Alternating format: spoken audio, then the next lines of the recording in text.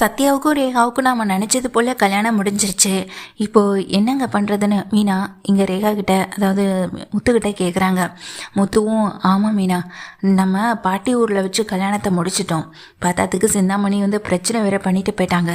இதுக்கு மேலே நம்ம அமைதியாகவும் இருக்கக்கூடாதுல்ல, நம்ம கிராண்டாக ரிசப்ஷனுக்கு ஏற்பாடு பண்ணணும் அப்படின்னு சொல்லிட்டு வீட்டில் பேசிக்கிட்டு இருக்கும்போது அன்னைக்கு இங்கே மனோஜுக்காக பணம் கேட்டப்போ அந்த பணத்தை கொடுக்க உன்னால் முடியலை, இப்போ கிராண்டாக ரிசப்ஷன் ஏற்பாடு பண்ணுறியா அப்படின்னு சொல்லிட்டு கோவமாக கேட்குறாங்க.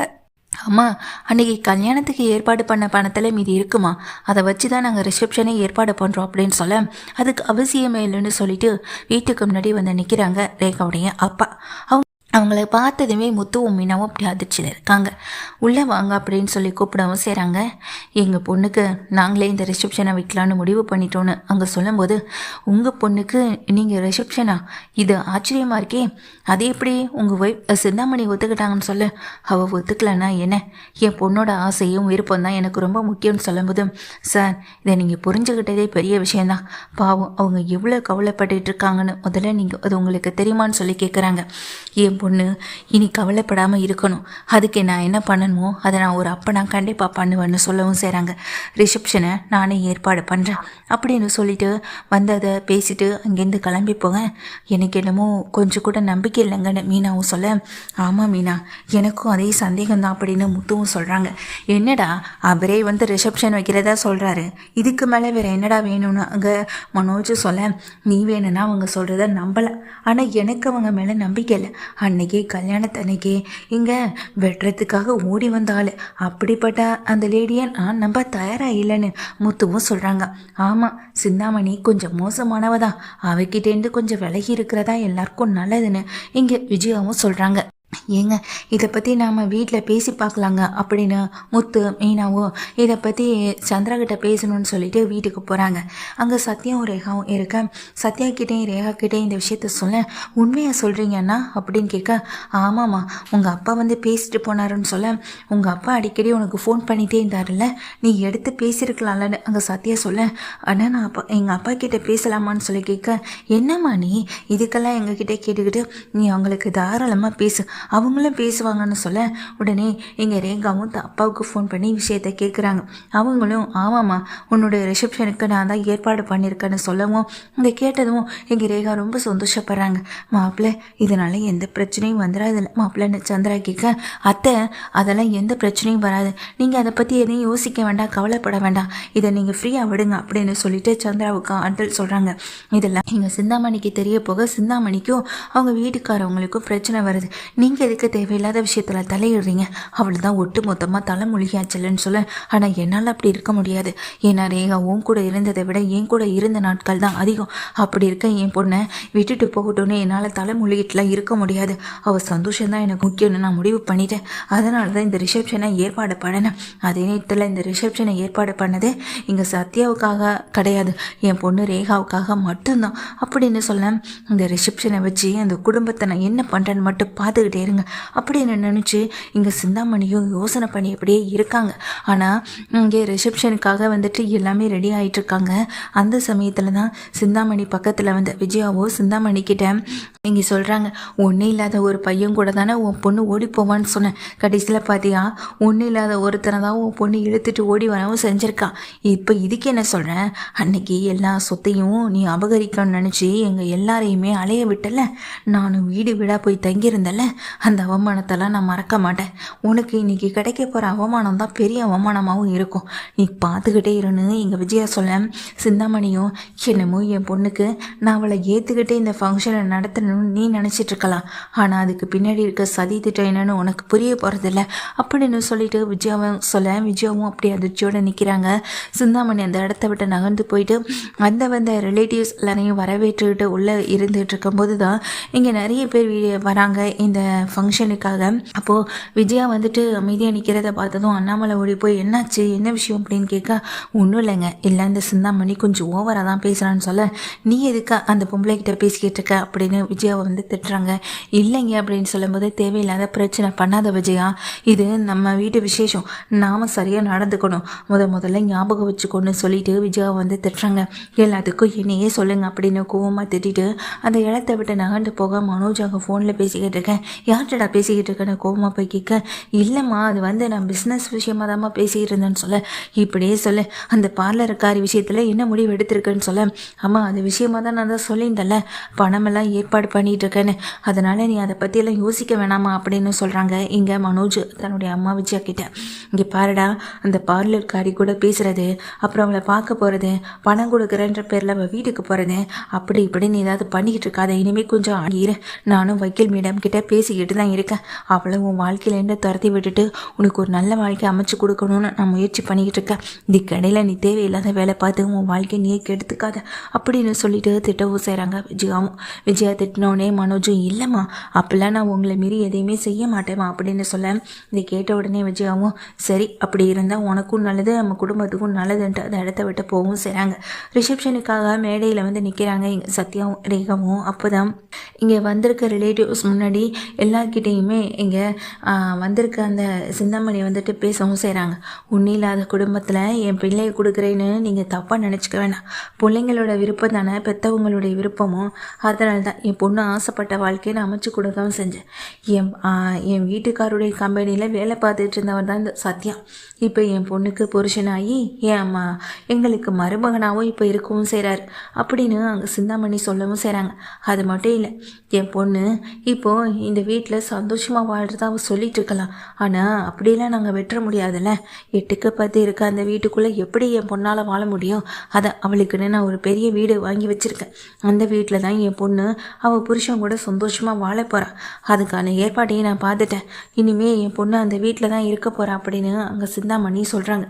கூடவே இங்கே அங்கே நின்றுக்கிட்டு இருக்க அவங்க அப்பாவும் சொல்கிறாங்க, ஆமாம் நான் பிஸ்னஸ் பண்ணிகிட்டு இருந்தாலும் இப்போ இந்த ரிசப்ஷன்லாம் நாங்கள் எங்கள் சொந்த செலவில் தான் ஏற்பாடு பண்ணியிருக்கோம், அந்த அளவுக்கு கூட நான் பார்த்துருக்க என் பையன் இந்த மருமகனுக்கு கையில் காசுன்றது எதுவுமே கிடையாதுன்னு சொல்ல, போதும்ப்பா நிறுத்துங்க அப்படின்னு சொல்லிக்கிட்டே இங்கே ரேகா சொல்லும்போது அதுக்குள்ளே நீ இருமா, நீ எதுக்குமா பேச போகிற, நீ இருமான்னு சொல்லிட்டு அங்கே வர விஜயா வந்துட்டு இங்கே உடனே எல்லாருக்கிட்டையும் சொல்கிறாங்க, அப்போவே சொன்னேன் ஊரில் பல பேர்கிட்டையும் நீ ரொம்பவே வந்துட்டு அசிங்கப்பட்டிருக்கேன், பல பேருடைய சாபத்தை வந்துட்டு வாங்கியிருக்கேன், அதனால் உன் பொண்ணு உன்னை விட்டு போயிடுவான்னு சிந்தாமணிக்கிட்ட சொன்னேன், அப்போ சிந்தாமணி என் பேச்சை கேட்கல, அவள் பொண்ணு ஓடி போனதுக்கு பிறகு தான் அவளே நம்ப செஞ்சா, நம்ம இவ்வளோ ஒரு தப்பை பண்ணியிருக்கோமா, ஊர் உலகத்தில் எத்தனை பேரை ஏமாத்திருக்கோம் தன்னுடைய தப்பை உணர்ந்து இப்போ சிந்தாமணி பேசுகிறதை கேட்கும்போது எனக்கு ரொம்ப சந்தோஷமாக இருக்குது அப்படின்னு, என்ன சிந்தாமணி அப்படின்னு சொல்லிட்டு பார்க்க இதெல்லாம் கேட்டுக்கிட்டு இருக்காங்க. ரேகாவுக்கு ரொம்ப கோவம்,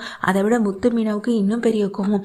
அம்மாவை பாத்தியா மீனா, இப்படி எல்லார் கூடயும் சேர்ந்து நம்மளை இன்னும் எவ்வளோ அசிங்கப்படுத்துகிறாங்க பாரு, இதனால் பாரு அத்தை முகம் ஆடி போயிடுச்சுன்னு சந்திராவை பார்க்க, இல்லை மாப்பிள்ள விடுங்க மாப்பிள்ள, அதான் உங்கள் அம்மாவை பற்றி தெரியுமே விடுங்க மாப்பிள்ளன்னு சொல்ல, அட என்ன இப்படி எங்கள் அம்மாவை பற்றி தெரியும் அமைதியாக இருந்துகிட்டா இருக்க முடியும், நான் கேட்குறேன்னு சொல்லிட்டு அங்கே முத்து கிளம்பும் போது அதுக்குள்ளே அங்கே ரேகா வந்துட்டு இங்கே கொடுங்க அப்படின்னு மைக்கை வாங்கிட்டு, இவங்க சொன்னதெல்லாம் உண்மைதான், சின்ன வயசுலேருந்தே இவங்க கூட நான் இல்லை, இப்போயும் இவங்க கூட நான் இல்லை, ஏன்னு நீங்கள் யோசிக்கணும்ல, எங்கள் அம்மா பண்ணின பழி பாவம் இது எதுவுமே எனக்கு பிடிக்கல, அதனால தான் எங்கள் டாடி கூட இருந்தேன், உண்மையாக நேர்மையாக இருக்கிறவனை தான் எனக்கு பிடிக்கும், அப்படி உண்மையாக நேர்மையாக இருக்கிற சத்யாவனை பார்த்தபோது எனக்கு அவனை பிடிச்சிருந்தது, மற்றவங்க பணத்துக்கு காசுக்கு ஆசைப்படக்கூடிய ஒரு ஆள் கிடையாதுன்றது எனக்கு நல்லா தெரியும், மற்றவங்களுடைய வாழ்க்கையில் விளையாடக்கூடிய ஆள் இல்லைன்றதும் தெரியும், நேர்மையான உழைப்புக்கு நான் அவனை கல்யாணம் பண்ணிக்கணும், நான் என் வாழ்க்கையை சந்தோஷமாக பார்த்துக்கணும்னு நினச்சேன், எங்கள் அம்மா அப்பா மாதிரியான ஒரு வாழ்க்கையை வாழ்ந்துடக்கூடாது, அது எதிர்காலத்தில் நம்ம பசங்களுக்கு வந்துட்டு பிரச்சனையை உண்டு பண்ணிடக்கூடாதுன்றதுக்காக தான்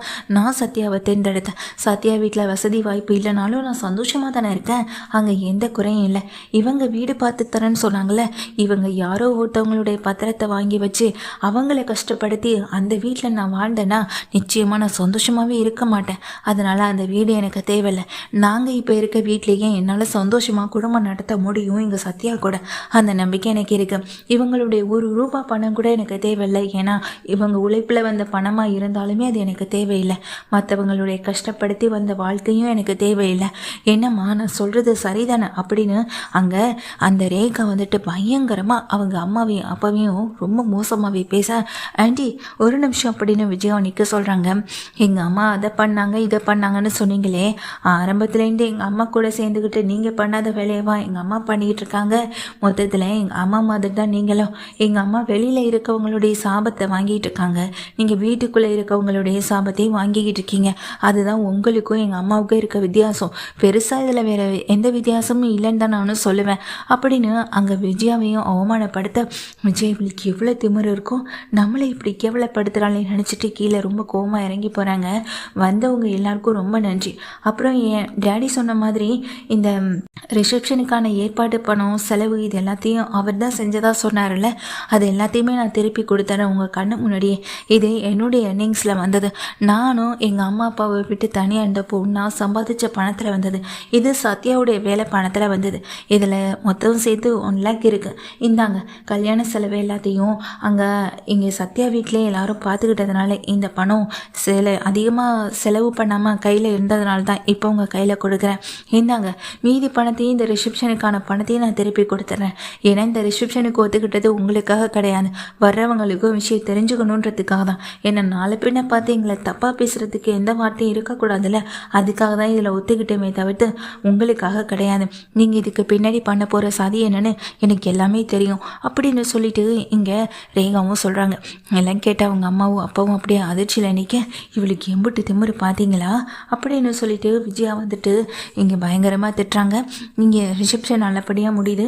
அவமானப்பட்டு போகிறாங்க சிந்தாமணியும் சிந்தாமணியுடைய ஹஸ்பண்டோ, அதே போல் வீட்டுக்கு வந்த விஜயாவோ இங்கே பயங்கர கோபத்தில் தான் கையில் இருக்க ஹேண்ட்பேக்கை தூக்கி சோபா மேலே வீசிட்டு அமைதியாக உட்கார, ஏ மீனா அப்படின்னு உள்ளே வந்த மீனாவை நிற்க சொல்கிறாங்க. மீனாவும் நிற்க, என்னடி நினச்சிட்டு இருக்க, உன் மனசில் உன் தம்பிக்குன்னா அவ்வளோ பெரிய கொம்பு முளைச்சிட்டான், பெரிய இடத்துல பொண்ணு எடுத்துட்டா என்ன வேணாலும் பொண்டாட்டி பேசுகிறதை கேட்டுட்டு அமைதியாக நிற்பானா அப்படின்னு சொல்ல, ஏன் என்னாச்சு அப்படின்னு சொல்லி கேட்குறாங்க. எல்லாரும் முன்னாடியும் அவையை அவமானப்படுத்துகிறா, நீ முத்து வீட்டில் இருக்க மற்றவங்க எல்லாரும் பார்த்துட்டு அமைதியாக நின்றுக்கிட்டு இருக்கீங்க அப்படின்னு சொல்ல, நானும் பார்த்தேம்மா முத்துவுக்கும் மீனாவுக்கும் முகம் முழுக்க சந்தோஷமாக தான் இருந்துச்சுன்னு மனோஜ் சொல்ல, நீங்கள் கொஞ்சம் வாயை மூடிட்டுருக்கீங்களான்னு அங்கே மீனாவே திட்டுறாங்க.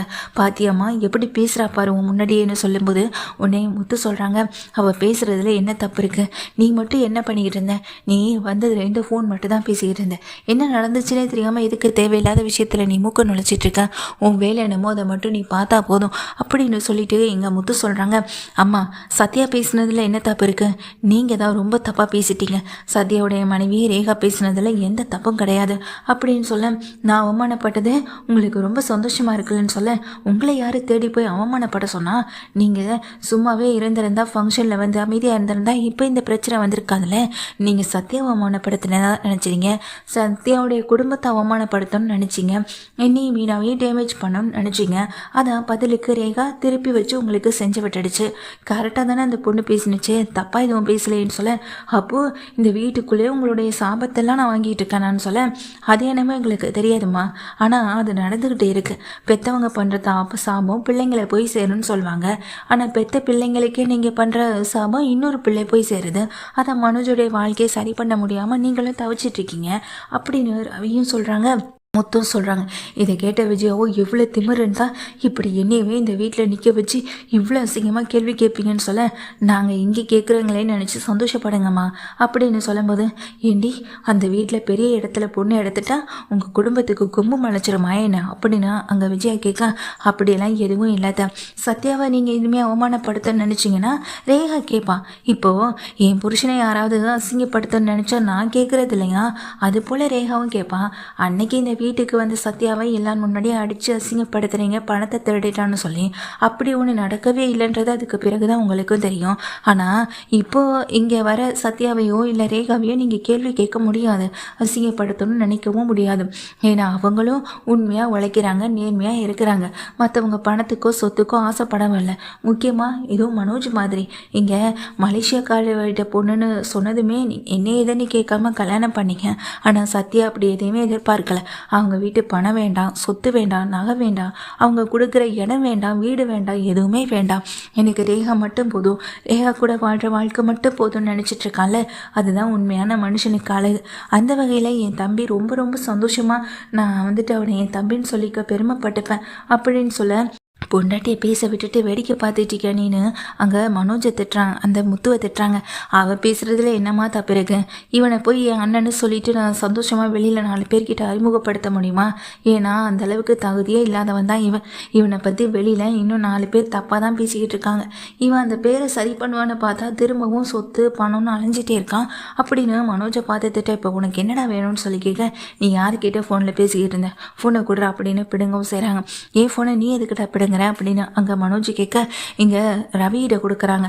ரவி அந்த ஃபோனை வாங்கி பார்த்தா ரோஹிணிகிட்ட கால் பேசியிருக்காரு, கனகா கிட்ட பேசியிருக்காரு, கனகாவுடைய அம்மா கிட்ட பேசியிருக்காரு. மாறி மாறி கால் போயிட்டே இருக்கு.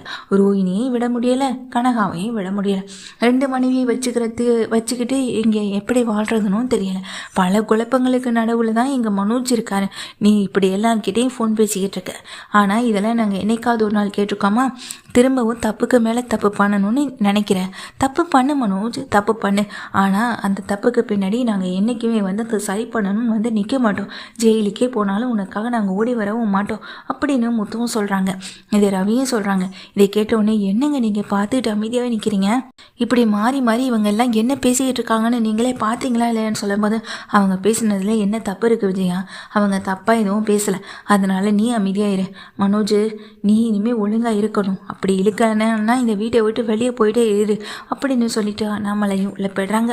இங்கே நின்றுக்கிட்டு இருக்க விஜயாவும் அவங்க எல்லாரையும் பார்த்து முறைக்க, எல்லாம் உன்னால தாண்டான்னு மனோஜை போட்டு அடிக்க, ஆமாம் விடுங்கம்மா அப்படின்னு சொல்லிட்டு மனோஜ் என்ன பண்ணுறாங்க, எனக்கு தேவை சொத்து பணம் மட்டும்தாம்மா, அதனால் நான் அந்த கனகாவை கல்யாணம் பண்ணிக்கலான்னு முடிவு பண்ணிட்டேன் அப்படின்னு சொல்ல, இங்கே பாருடா மனோஜ், அது நம்ம குடும்பத்துக்கு இங்கே ஒத்து வராதுன்னு சொல்ல, பணம் முக்கியமா, இங்கே கோடீஸ்வர வாழ்க்கை முக்கியமா, அதனால் எனக்கு அந்த பொண்ணுகிட்ட இருக்க குறையெல்லாம் பெருசாகவே படலை அப்படின்னு மனோஜ் சொல்லிட்டு போக, விஜயாவும் ரொம்ப நொறுங்கி போய் நிற்கிறாங்க. தன்னுடைய பேச்சை கேட்காத பையன், அதே நேரத்தில் முத்துவும் ரவியும் இந்த வீட்டில் எவ்வளோ நல்ல பசங்களாக இருக்காங்கன்ற ஒரு விஷயம் எல்லாத்தையும் நினச்சி வருத்தப்பட்டு நிற்கிற விஜயா. அது மட்டும் இல்லாமல் அங்கே ஸ்டேஜில் அவமானப்பட்டது எல்லாம் போட்டு அவங்கள வாட்டி வதைக்கவும் செய்யுது. இந்த நேரத்தில் தான் அவங்க வீட்டுக்கு போன அந்த சிந்தாமணியோட வீட்டுக்காரன்னு எல்லாரும் அவமானப்பட்டு நிற்க, அவங்களுக்கு ஃபோன் கால் மேல் ஃபோன் கால் வந்துகிட்டே இருக்கு. என்ன உங்கள் பொண்ணு இப்படி பேசிட்டா அப்படி இப்படின்னு சொல்லிட்டு பேசவும் செய்கிறாங்க. பல பேர் இங்கே சிந்தாமணியை திட்டி தான் பேசுகிறாங்க. சிந்தாமணி ஃபோனை வச்சுட்டு, இதுக்கு மேலே நான் எதுக்குங்க வாழணும், நான் இப்படியே போய் தொலைகிறேன்னு சொல்லும்போது, இங்கே பாரு சிந்தாமணி, நம்ம பொண்ணு நம்மளை விட்டு போனதுக்கு அங்கே சத்யா மட்டும் காரணம் இல்லை, நீயும் நானும் தான் காரணம். ஒரு அம்மாவா அப்பாவா நம்ம அவளுக்கு என்ன செஞ்சுருக்கோம்? ஒரு அம்மாவா அப்பாவா நம்ம அவளுக்கு என்ன பாசத்தை காட்டி அவள் கூடவே இருந்திருக்கோம். இன்னைக்கு கல்யாணம்னு வரும்போது நாம் செய்கிறத தான் நீ செய்யணும், நாங்கள் யாரை சொல்கிறோமோ அவளை தான் கல்யாணம் பண்ணிக்கணும்னு சொல்கிறது மட்டும் சரியா? ஒரு அம்மாவா அப்பாவா நம்ம அவளுக்கு எதையுமே காட்டினதில்லை, செஞ்சதில்லை. அப்படிப்பட்ட அவள் வாழ்க்கையை பார்த்துக்கணும்னு முடிவெடுத்திருக்கான். அவளை நாம் அவள் புகழை விட்டுருவோம். இதுக்கு மேலே அவள் விஷயத்தில் நீ தலையிட வேண்டாம். அதே மீறி நீ ரேகாவுடைய சந்தோஷத்தை கெடுக்கிற விதமாக, சத்யாவுடைய சந்தோஷத்தை கெடுக்கிற விதமாக அவங்க வாழ்க்கையில் ஏதாவது என்னை மீறி பண்ணணும்னு நினச்சேன், அப்புறம் நான் மனுஷனாகவே இருக்க மாட்டேன்னு அவங்க அப்பா திட்ட. இதை கேட்ட சிந்தாமணி அப்படியே உடைஞ்சு போய் நொறுங்கி போய் நிற்கிறாங்க. அப்போ தான் ரேகாவும் சத்யாவுமே வீட்டுக்கு வராங்க. வீட்டுக்கு வந்த சத்யாவும் ரேகாவும் மாமா அக்கா மாமான்னு சொல்லிட்டு இங்கே சத்யா உள்ளே வந்த ரேகாவை பார்த்துட்டு சிந்தாமணி எதுவுமே பேசாமல் நிற்கிறாங்க. அந்த விஜயா எதுவுமே பேசாமல் நிற்கிறாங்க. உள்ளே வந்த 2 பேருமே உள்ளே மீனா கூப்பிட்டு காஃபி கொடுக்க உட்காந்துருக்கும் போது ரேகா சொல்கிறாங்க, சாரி ஆண்டி, உங்களை அந்த இடத்துல ஸ்டேஜில் அவமானப்படுத்தணுன்றது என்னுடைய எண்ணம் இல்லை. ஆனால் என்னுடைய ஃபேமிலியை நீங்கள் டேமேஜ் பண்ணணும்னு நினச்சிங்கன்னா அதுக்கு பதில் நான் கொடுக்க தான் செய்வேன். அது யாராக இருந்தாலும் சரி, என் அம்மா அப்பான்னு யாராக இருந்தாலும் சரி, நான் அதுக்கு பதில் கொடுக்க தான் செய்வேன். அக்கா உங்ககிட்ட ஒரு விஷயத்த சொல்லிட்டு போகல தான் வந்துன்னு சொல்லிட்டு உடனே மீனா பார்த்து சொல்கிறாங்க, என்ன ரேகா அப்படின்னு கேட்க, சத்யாவுக்கு கம்பெனியில் வேலை இல்லாமல் போச்சுல, அதான் எனக்கு என் ஃப்ரெண்டோட கம்பெனியில் புதுசாக வேலை வாங்கி கொடுத்துருக்கேன், அந்த விஷயத்த உங்ககிட்ட நேரில் சொல்லிட்டு போகலான்னு தான் வந்துன்னு சொல்ல ரொம்ப அங்கே சொல்லவும் செய்கிறாங்க. இங்கே மீனாவும் முத்துவும் அது மட்டும் இல்லாமல் ரேகாவும் ஒரு புதிய வேலைக்கு போகிறதா சொல்லிட்டு சொல்ல ரொம்ப சந்தோஷமாக இருக்குது. நீங்கள் இப்போ போல் எப்போதும் ரொம்ப ஹாப்பியாக இருக்கணும்னு சொல்ல, மாமா இப்போ எனக்கு வேலை கிடைச்சதுக்கு பிறகு 1 மந்த் சேலரி வாங்கினதுக்கு பிறகு புதுசாக வேறு வீடு பார்க்கலான்னு இருக்கும். இப்போ அது ரொம்ப சின்ன வீடாக இருக்கிறதுனால ரேகாவுக்கு கம்ஃபர்டபுளாக இருக்காதுல்ல, அம்மாவுக்குமே எனக்கு ரொம்ப சிரமமாக இருக்குது. அம்மாவே அந்த வீட்டில் மாடிப்படி ஏறி இறங்குறதுக்கு அம்மாவையும் நான் வேறு வீட்டுக்கு கூட்டிகிட்டு போகலான்னு இருக்கேன் ஆமாம் அப்படின்னு சொல்லும்போது, ரொம்ப சந்தோஷம்டா, நானும் தெரிஞ்ச இடத்துல விசாரிக்கிறேன், நினைக்கிறேன். நம்ம முருகன் கூட இங்கே தான் எங்கே வீடு பார்க்கணும் அப்படின்னு சொல்லிட்டு இருந்தான். வேணும்னா நான் அங்கே பக்கத்தில் எங்கேயாவது வீடு விசாரிக்க சொல்கிறேன் சரியான்னு சொல்லும்போது, சரிங்க மாமா அப்படின்னு சொல்லிட்டு நான் வரேன் அத்தை அப்படின்னு சொல்லிட்டு சத்யாவும் ரேகாவும் கிளம்புறாங்க. அங்கே விஜயா வந்துட்டு முகமெல்லாம் மாறி போய் வாடி போய் தான் நிற்கிறாங்க.